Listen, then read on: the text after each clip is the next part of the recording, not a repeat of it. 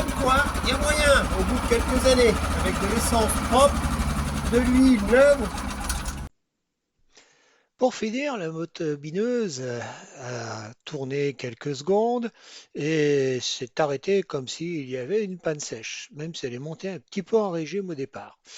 Eh bien, c'est symptomatique d'une mauvaise arrivée d'essence dans le carburateur. Donc, il va falloir que je cherche. Voyons. Vis indémontable. Ici, j'ai quelque chose dans le coin là-bas. On voit un filtre.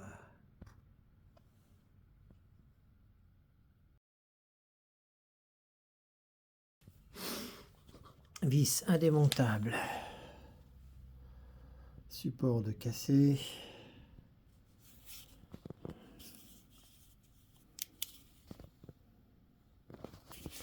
Ça va là.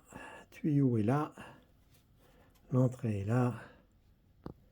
Là-bas, il n'y a rien de spécial.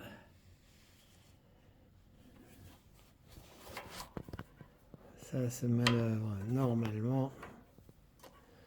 Voilà.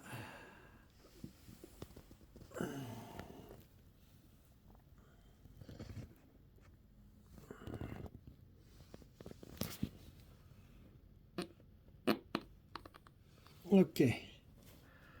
Bon, on va essayer de faire ça propre. Il se démonte tout seul, le petit gars. Hein? Il se démonte tout seul.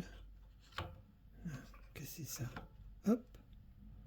Tout seul. Et donc ça, c'est un joint qui vient là. Et là, je vous dis pas comment c'est crade à l'intérieur. Donc, ceci se déplace. Pièce là qui vient ici, comme ça, pour s'en ficher dans la commande d'ouverture, fermeture. Donc on peut l'enlever. Toc. Et ça, c'est bouché. La réponse est simple. Cette chose-là s'emboîte et se déboîte. Ça ne se visse pas, hein. Ça s'emboîte et ça se déboîte. Et c'est bien sale là-dedans qu'il va falloir aller nettoyer là-dedans. Après, il n'y a plus qu'à retrouver le bon angle et on sera bon. Si jamais un jour vous avez cette mésaventure-là, le plus simple, c'est d'utiliser une mèche en acier. Une petite mèche en acier, ça vous permet de racler le fond et d'enlever toute la saleté qu'il peut y avoir. C'est mieux qu'une simple aiguille. Et on y arrive à la main uniquement, hein. Surtout pas à la perceuse, hein. Là vous allez tout percer. Alors, tant qu'à démonter le carburateur, j'ai ici le flotteur, le poinçon. Alors le flotteur est là, c'est évident. Le poinçon qui est monté sur ressort est ici. Il faut enlever cette tige là pour dégager le petit poinçon qu'on voit ici, qui vient appuyer en fait sur l'entrée. L'entrée qui se fait par ce tube là, qui va donc ici. Et on a un trop-plein, le trop-plein d'essence, qui est en fait ce petit trou là, qui va dans le recoin tout en bas ici. Tout en bas ici, là derrière. Des fois qu'il y en a trop. Alors apparemment l'alimentation se fait par les trous sur le côté qu'on voit ici, de chaque côté. Ça passe dans cette vis de réglage qui a intérêt à être propre, sinon vous y passez rien. Alors, voilà donc ici on devine qu'il y a effectivement un trou, hein. C'est voilà, quand je fais ça on le voit bien. Voilà, chose qui était vissée à l'intérieur de, hop, viens là toi, à l'intérieur de la colonne principale qui servait aussi de vissage. Voilà, et le trou qu'on voit au fond, est en fait relié au trou verdâtre qu'on voit là-bas, qui est un peu sale. On arrive à passer une aiguille de là jusque là et ça sort de l'autre côté. Je vais vous le faire. Donc, j'ai engagé un fil et là on le voit bien sortir. Si je l'enlève, le voilà. Et l'admission principale d'essence se fait par là, avec éventuellement des clapets qui ont une tendance. Alors ça, c'est le clapet de démarrage. Le clapet de réglage, lui, étant de l'autre côté. En fait, ça, c'est plutôt un clapet de, comment dire, de stop.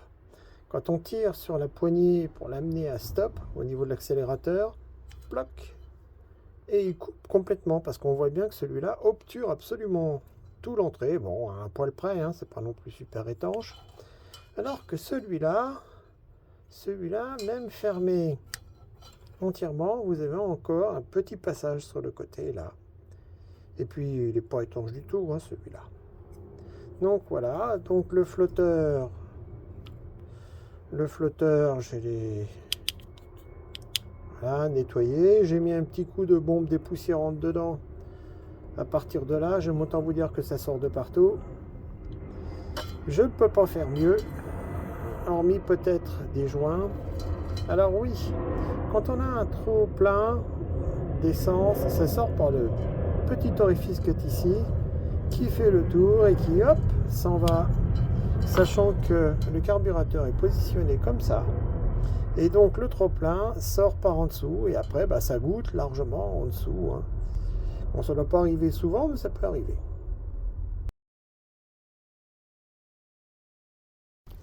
Je parlais du pointeau, je l'ai enlevé. Et donc là, vous avez l'admission qui est au bout là-bas.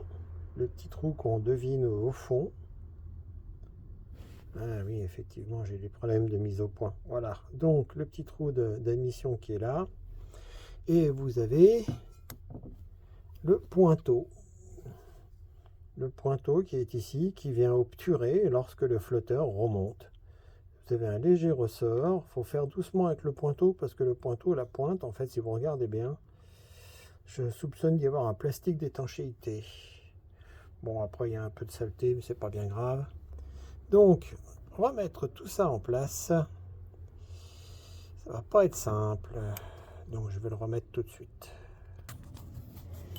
Alors, si on regarde le bol en lui-même, vous avez une vis ici, complètement rouillée chez moi, qui sert de réglage de façon à empêcher le flotteur de monter ou de descendre. Donc en fait, comme vous le voyez, elle est décentrée. Ça vient dessus et il faut la mettre de préférence dans ce coin-là. C'est-à-dire en fait que la course n'est pas énorme. Si je le mets là, effectivement, ça risque de bloquer assez vite. Et donc ce bol, en fait, sert de réserve. Ce qui fait que généralement, quand on démarre le moteur et que celui-ci ne tourne que 10 ou 20 secondes, c'est simplement parce que le bol est plein d'essence et que donc l'aspiration se fait, ça bouffe l'essence qu'il y a dedans. Et si vous avez une obturation quelque part, ça se remplit trop lentement pour que le moteur tienne le régime.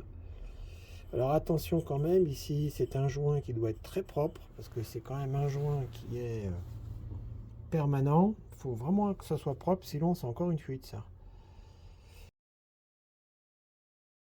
Qui vient donc ici pour tenir tout le monde. Là, on voit bien en fait l'admission qui est là-bas derrière. Alors moi j'ai soufflé dedans pour être sûr que ça passe encore. Je l'ai serré un peu, juste un peu. Voilà, alors sur cette vis, vous avez mine de rien un joint. Vous savez comme un peu les joints de vidange. Il est là le petit joint. Alors ça aussi c'est un joint dont il faut prendre soin. Parce qu'il est à demeure celui-là. Il va avec l'écrou. Voilà, c'est remonté. Alors, normalement, quand on secoue, on entend le flotteur. C'est léger, Et puis si vous soufflez dedans comme ça doit passer. Et si vous soufflez comme ça passe pas. Comment je fais pour souffler dedans? Bah écoutez, tube d'aquarium, hein. D'ailleurs, à ce sujet, si j'ai pas envie de m'embêter à souffler bêtement, je prends une bombe dépoussiérante que j'adapte tant bien que mal. Et j'aime autant vous dire que ça dégage de partout. Je vais vous montrer ça. Voilà, donc j'ai mis la chose comme ça. Et quand je vais appuyer, ça va sortir de partout. Y compris d'ailleurs, et surtout par ce petit trou là, qui lui est le trop plein. Voilà comment je fais pour tester tout ça. Et donc ça doit sortir de partout, y compris et surtout. Est-ce que c'est auprès de celui-là que je le vois?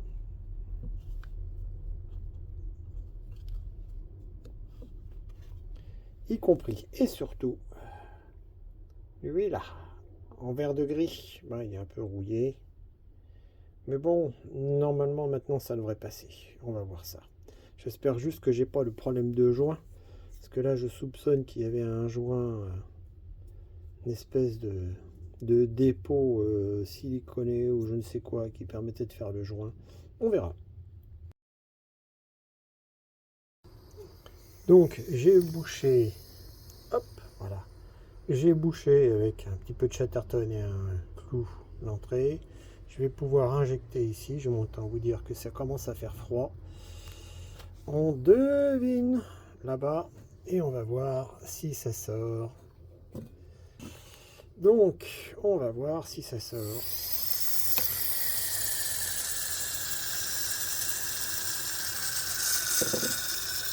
Autant vous dire que ça sort. Alors ça sort encore un peu parce qu'évidemment ça s'évapore là au contact.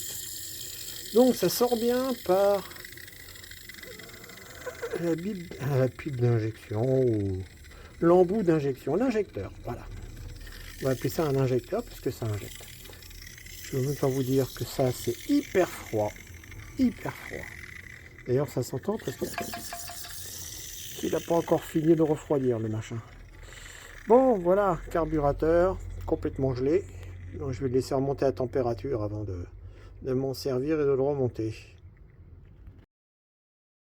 Puisque j'en suis à faire une petite vidéo de tout ça. Alors, l'admission. En fait, c'est le tuyau d'arrivée d'essence que je maintiens juste au niveau comme ça, je m'embête pas. La tige que vous voyez là est une belle tige qui, en fait, est reliée visiblement un peu plus loin à une manette. Vous avez ici un léger ressort de rappel. Voilà l'entrée, l'admission. C'est tout au fond là-bas. On voit difficilement, mais vous inquiétez pas, hein, ça y est. Donc là, apparemment, ce sont les soupapes. Enfin, il y a une soupape. Ça, je pense que c'est un retour d'huile, puisque c'est branché, en fait, tant bien que mal, sur le capot qui protège la soupape. La bougie. Ici, vous avez le pot d'échappement, parce qu'il y en a un quand même. Le réservoir d'essence. La manette d'entraînement et de démarrage. Alors, attention au retour de kick, hein, ça fait mal aux oreilles, ça. Enfin, surtout aux doigts, d'ailleurs. Voilà, donc il n'y a plus qu'à. Alors, comme vous pouvez le constater, effectivement, il y avait des fois un petit peu trop d'essence qui arrivait. Parce que là, on voit encore typiquement le même joint avec un écoulement ici, tant bien que mal. Bon, il n'y a plus qu'à rassembler tout ça dès que la température du carburateur, qui est un très simple carburateur, hein, c'est un petit peu tordu, mais là, rien d'extraordinaire. Je vous parlais d'un retour quand on tire de façon insistante là-dessus. À un moment donné, le moteur risque de faire un quart de tour et de démarrer et en fait, vous êtes encore en prise. Et donc, vous avez un violent coup en retour qui, en l'occurrence pour moi, a quand même fini par casser le support qui était à proximité. Hein, la poignée est retournée tellement vite qu'elle a cogné là-dessus. Et comme vous pouvez le voir, ça a joyeusement tout cassé. Et donc il a fallu que je me bricole un petit truc pour le maintenir. C'est pas simple, mais ça tient. Bah, du coup, maintenant j'ai une fixation souple. Voilà, voilà. Ça, c'est l'entrée d'air, hein, ça. Le filtre vient par-dessus et l'entrée d'air se fait là. D'ailleurs, on voit que c'est bien crade, il va falloir que j'y fasse un peu quelque chose. Fixation du carburateur. Donc, celui-ci se met correctement comme ça. Pour le premier clapet, on réengage. Je suis un peu loin. On réengage. Hop, voilà. Si, on va réengager. Voilà, ça y est, il est bien à fond. Le petit ressort de rappel qui lui est toujours embêtant à remettre. Parce qu'il c'est un ressort, hein, donc il fait son boulot de ressort, quoi. Non de non, viens ici, toi. Alors par en dessous, par au-dessus, pas bien grave du moment que vous y arrivez. Voilà, j'ai réussi. Et donc ça, c'est le premier clapet. Voilà, qui est commandé. Très simplement, il faut juste, hop, la remettre en place. Si, reviens là, voilà. Hein, et donc, on voit bien, ça c'est le coup du starter en fait. Voilà, et pour l'engager, il faut que je le mette en position à gauche. Hop, voilà. Je vais en profiter pour refixer ça, parce que là, j'ai quand même une goutte d'essence qui tombe de temps en temps, c'est désagréable. Donc je vais le remettre tout de suite. Et bien je vais le remettre tout de suite. Voilà, le petit gars est remis en place. Alors bien sûr, quelques gouttes d'essence un peu à droite à gauche. Méfiez-vous quand même, parce que l'essence, c'est quand même connu pour réagir au caoutchouc et autres produits qui ne sont pas exactement faits pour y résister. Les tuyaux que vous avez là sont des durites, donc il n'y a pas de problème, c'est fait pour résister à l'essence. La coque du téléphone, beaucoup moins. Oui, beaucoup moins. Il est bien en place. Le voilà. Ça, du bon côté, j'ai plus qu'à adapter. Viens voir là, toi. Hop. La pièce qui vient joyeusement. Voilà. Alors évidemment avec un. Donc, voilà. Faut pas trop se gourer. Hop. Et une. Et deux. Et quand on fait doucement, on s'aperçoit que la petite poignée ici est toujours un peu embêtante. Ok. Par en dessous et sur le côté. Voilà. Elle finit par y arriver. Hop. Donc ça vient comme ça. Ça vient comme ça. Ça appuie un petit peu ici. C'est pas bien grave. Mes deux vis qui sont là. Mais pas de vis plutôt. En fait, il faut que je mette une espèce de cavalier qui est fait pour. Voilà. Tac. Et le deuxième, quand il veut bien. Voilà. Et là, j'ai quasiment fini. J'ai plus qu'à remettre ces deux gars-là. Donc, l'écrou. S'il veut bien. Alors je vous rappelle que quand c'est un pas de vis métal, on visse toujours au début avec les doigts. Surtout pas avec une clé ou une pince. Normalement, ça doit pouvoir se mettre tout seul. Tout seul. Là en plus, je le fais de la main gauche. Donc voyez bien. Regardez. Hop. Voilà, il veut bien tourner tout seul. Donc lui, il est bien engagé. Il n'est pas de travers. Sinon, vous allez fausser le pas de vis. Vous allez être malheureux. Hop, voilà. Et ben maintenant, il n'y a plus qu'à serrer tout ça avec l'outil qui va bien. De préférence, un peu à droite, un peu à gauche. Voilà. Histoire d'équilibrer le serrage. Parce que là, on est quand même sur une matière synthèse ou plastique. C'est pas de l'acier. Donc, il y a de la souplesse. Donc, on va éviter de le mettre de travers. Voilà. Et hop, on ne serre pas comme un gros malade, ce que je fais généralement. Là, je le fais avec la main gauche et juste avec un doigt, donc on va espérer que ce soit pas trop dur. Enfin, quand je dis un doigt, voilà.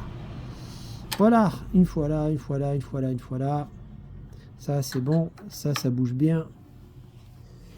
Là, il n'y a pas de souci.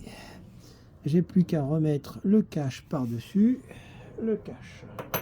Le petit cache. Hop, une espèce de platine en plastique pour... Hop. Voilà. Deux vis.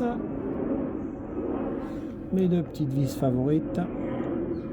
Alors je vais pas aller plus loin parce que si j'ai besoin de lui donner un petit coup de main au gaillard, ben je verserai un petit peu d'alcool à brûler dans l'admission d'air, ce que je fais parfois. Là actuellement, normalement, le niveau d'essence va pouvoir se faire. Alors là, c'est un vissage dans du plastique, donc c'est le même principe. Un petit tour arrière et hop, ça doit aller très simplement. Voilà, donc on serre un peu. PP, donc polypropylène, j'imagine. Donc n'espérez pas mettre une colle cyanocrylate, hein, ça ne marchera pas. Donc voilà pourquoi il a fallu que je bricole une espèce d'agrafe faite maison. Voilà, donc je suis sûr que ce salopard va rechigner à démarrer, qu'il risque fort de démarrer un grand coup. Ce que j'espère surtout, c'est qu'il tienne et que l'admission d'essence se fasse normalement.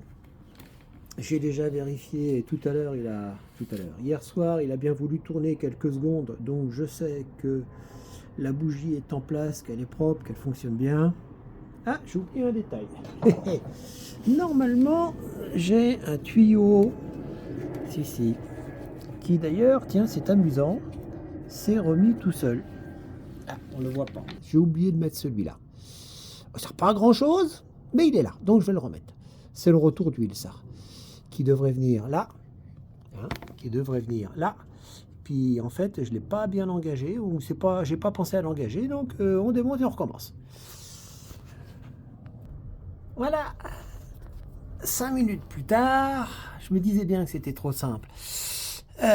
Celui-là est engagé correctement, j'ai revissé correctement, j'ai bien serré les deux.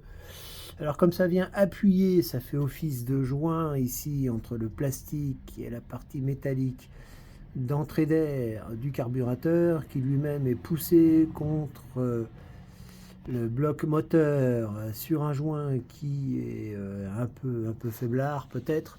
Donc n'oubliez pas une chose, c'est qu'il n'y a pas de compresseur dans cette histoire, donc l'air rentre par aspiration, c'est le moteur qui aspire l'air.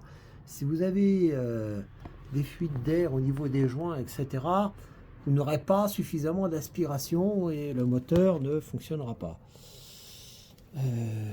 Ou du moins, vous n'arriverez pas trop à l'allumer. Bien, alors après, il va falloir que j'essaye de me souvenir si dans ce sens-là, c'est bon ou c'est dans ce sens-là. Parce que les gars, ils font des flèches. Par là, c'est essence. Bah oui, ça, d'accord. Et par là, c'est... allez savoir. Ça, par contre, ça obture. Et là, ça ouvre. Donc j'imagine que si je veux effectivement monter en régime, il va falloir que je passe là. Mais peut-être que le starter, pour avoir un mélange plus enrichi en essence, il faudra le pousser par là. Si vous connaissez le mode d'emploi de ça, moi je veux bien. Ça va mieux quand on met le joint dans le bon sens, je crois. Vous vous souvenez, à la 14e minute de cette petite vidéo, j'avais mis un petit mot comme quoi j'avais commis une erreur. J'avais mis le joint avant le carburateur au lieu de le mettre après le carburateur. Le carburateur doit être contre le bloc moteur et le joint doit séparer l'admission d'air en plastique, propylène, et le carburateur lui-même. Voilà, ma fuite d'air venait de là. Ça change énormément les choses. Ça marche beaucoup mieux. Enfin, jusqu'à ce que... Mais je vous laisse deviner la suite.